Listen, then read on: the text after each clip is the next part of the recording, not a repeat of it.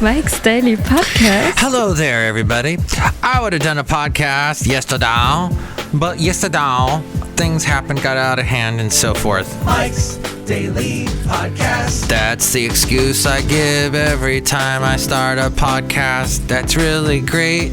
It's episode 2328. No, I'm wrong. It's 23,027.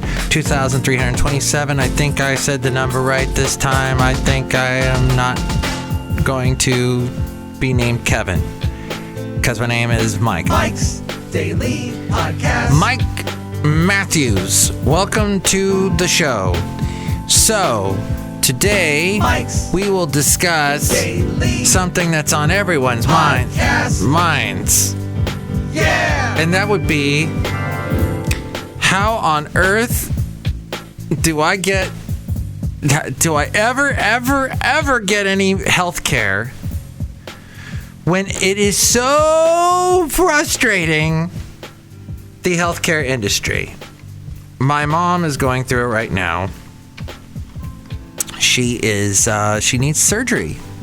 Now, it could be life-threatening. We don't know. She is walking around. She's fine. But there is a bizarre thing growing on her leg, and she needs help with it. And they are pushing the surgery date off into the future, later this month, even as far as next year. And it's just one thing after another. It's ridiculous. We have a feral cat that we've grown attached to. It shows up. It's very kind. It's even letting us pet him for a little bit. Can't pick him up, though. He's still very feral. But this cat we're getting close to him, and, we want him to be healthy. He still has not been fixed. Feral cats should be fixed so they can't make other feral cats. And, he needs to just be checked up and everything. And there are these organizations and these services around the Bay Area. And here's today's podcast picture that will take care of your feral cat. Today's podcast picture, is it of the feral cat? Should we do that? No, I think we'll do another one from the trip, either from Dallas or Florida. I'll figure it out later. But yeah, see it at mikesdailypodcast.com. Yeah. So they've had, and people tell us all the time, there's all these services in the Bay Area to help feral cats. You should go. You call them now. Try calling any one of them now, and they will put you on a wait list. You won't be able to get the cat helped until next year. And yet, just a few months ago, back in June or May, that's right, Basil the Boxer, he would not approve of any of this feral cat business. He'd be like, what? No. And I guess this would apply to feral dogs as well. But there seems to be a lot more feral cats around. Anyway, what this means is that, so back in June, the lady that basically got us involved with Rodler, the black cat, that is super sweet now and kind, but he was feral, and he was taken to the pound to be fixed, and now he's got his ear clipped because he was feral, and they re-released him, and he's been kind and friendly and the nicest cat, very unferal cat. So he's been unferalized. And apparently, the person who set that all up, she just went right out to one of the local animal shelters, brought the cat, they took the cat, fixed him, gave it back to her. Said, okay, this cat's now been clipped, the ear's been clipped, he's feral, so just re-release him, but keep an eye on him for the next 3 weeks. That's all gone now. Now it's like they want you to bring the cat in, and then they keep the cat at their shelter, at the pound, whatever, for 5 days. And then they will do the surgery, and then the cat gets re-released. So this might actually end up happening to one of the feral cats we have. Just letting you know, not that everybody has a feral cat situation, but if you were to even consider doing that to help that poor cat that you see out in that field, who does that cat belong to? How come I always see him outside? What's going on there? That's the situation. Here's the other situation.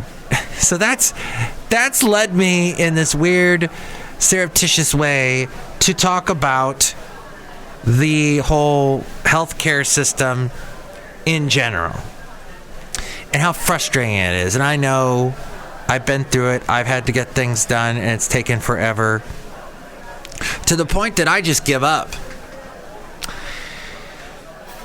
People with complex medical conditions end up having a lot of contact with the healthcare system.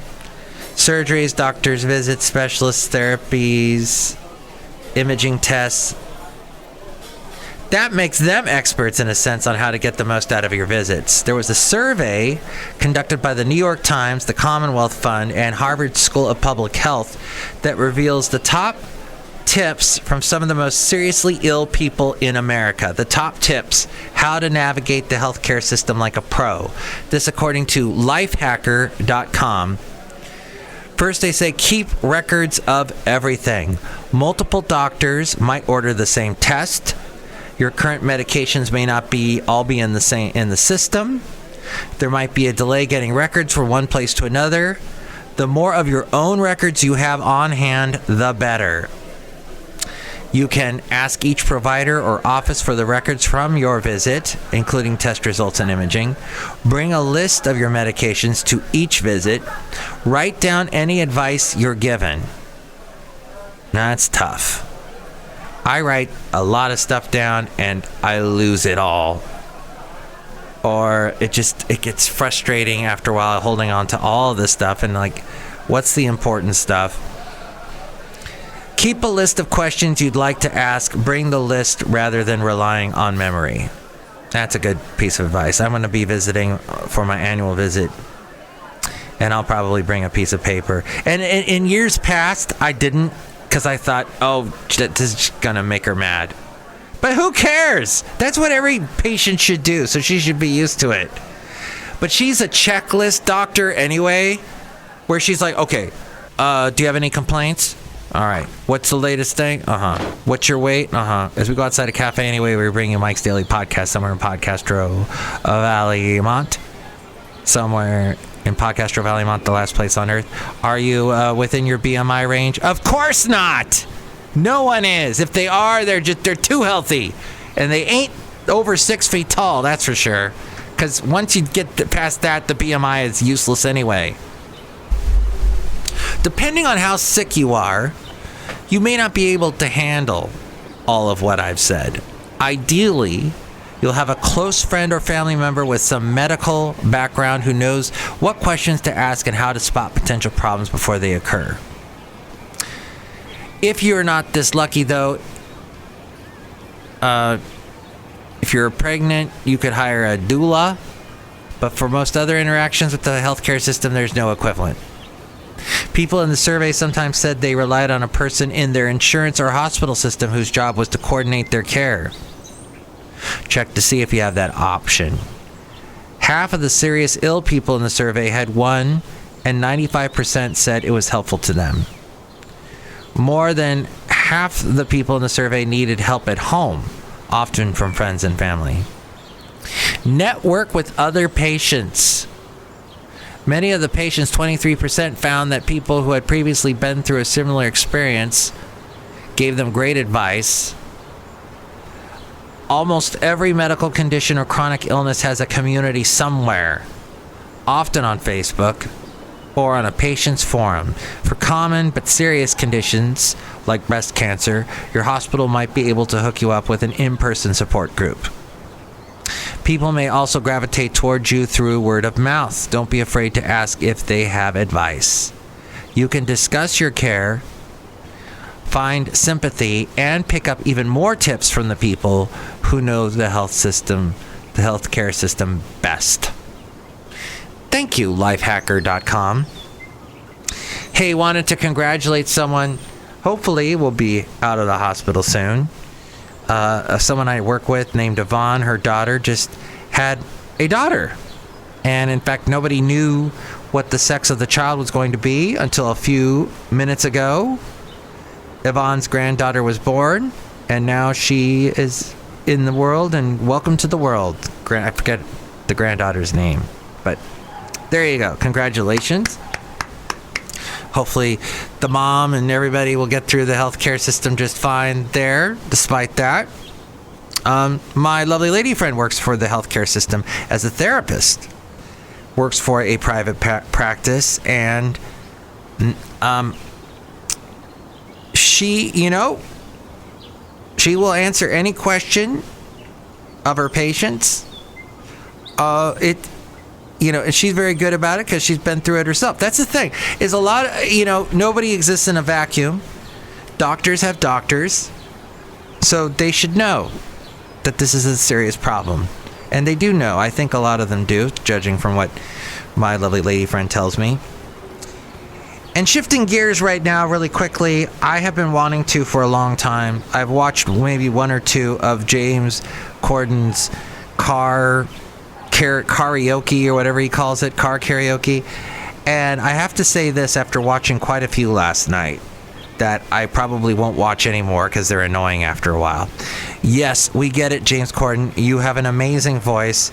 It is a complete travesty that you do not have a hugely successful recording career. Instead, you have a very successful late-night talk show career, and you've done quite a few movies. Couple really bad ones. Cats. But I love cats in general. The kind that don't tell Basil the Boxer that, the late great Basil the Boxer, who you heard bark earlier. But yes, the movie Cats was apparently pretty bad. I did not see it myself, but that seemed like a bridge I could not cross. James Corden, however, does have a great voice. That's true. And yes, he starts belting out the song right along with the person who is also belting out the song. Occasionally, though, his voice is way louder, like he completely drowned out Elton John, drowned out Paul McCartney. They don't have those type of voices. So that was annoying. Fun to watch, but like annoying at the same time. James Corden, we get it, you're a great singer. Elton John saying, "This is my new husband, James Corden." And then Paul McCartney saying to James Corden, the story behind Let It Be, that he wrote that his mom had passed away, and in the dream, his mom basically showed up with the song and comforted him. And that's the, when Mother Mary comes to me speaking words of wisdom, let it be, let it be. And then James Corden said to Paul McCartney, my father and my grandfather one day came to me and said, "You are about to hear the greatest song ever written." And then they performed for me, Let It Be. And he was saying, like, if my grandfather was here today, he'd be, just utterly floored that I'm talking to you. And that was a good episode, James Corden and Paul McCartney, because Paul went back to his house, his childhood home. He had not been to it since he was a kid. Interestingly enough, the childhood house, he does not own it. Now somebody else lives there, but that person decided to put musical instruments in like the same rooms that he had written songs with John Lennon with when he was just a kid. But yeah, that was a good episode. But I can't watch anymore. I'm like, okay, I get it. The Adele one, that's a good one, because he's harmonizing with her and she looks at the camera going, wow, that's awesome. But what do you think about any of that we covered today? 336MM Daily, 3 + 3 = 6. MM as in Mike Matthews Daily, as in what this podcast will try to be. Hey, I missed a day this week. I had to get home. I was hungry. That's my excuse. The day got away from me. Look who's here. Hello, Mike Matthews. It's Chely Shoehart, gift shop supervisor. We're somewhere in Podcastro Valley, the last place on earth, Mike Matthews. That's right. Snow globes. Do you ever have anybody look at a snow globe and say Rosebud? What's that mean, Mike Matthews? That's the Citizen Kane thing. Oh yeah, Orson Welles. That's right. Who we once saw a feral cat in the backyard that we named Orson. And he disappeared, sadly. It's a scary world out there for the feral cats. Look who else is here. Hello, Mike. This is Floyd the Floorman. And this is John Deere, the engineer, Mike. It's great to be here. Where's Ken? Yeah, last time you guys showed up, Ken was here, but no. And I was getting on Ken today because Ken, he is always talking, like, things that he sees. He has to comment on every single thing. He's one of these, observant types. And I am one of them as well. And sometimes you're like, just, dude, yes, thank you for stating the obvious. Thank you. Just be a little unobvious, right? Can you do that for just a little bit? Just disconnect seeing things and observing them and then mentioning what you're seeing out loud. Mike, you have a checkered shirt on, which you will see. You will see that observation. If you go to mikesdailypodcast.com, we have the short video clip of the day for today's program. Which maybe we may call this observation or something. I don't know. Cafe, I don't know. Cafe anyway. Find out more at mikesdailypodcast.com. And you can contact me, 336MM Daily. 3 plus 3 equals 6. MM is in Mike Matthews. Daily isn't what this podcast tries to be, but gets interrupted. And next show, we will have Benita, the Disgruntled Fiddle Player, and the Brewmaster. Mike's Daily Podcast is written and produced and performed by Mike Matthews. His podcast is super easy to find. Download or listen to his show and read his blog at mikesdailypodcast.com. Email Mike now at mikesdailypodcast@gmail.com. See you tomorrow. Bye!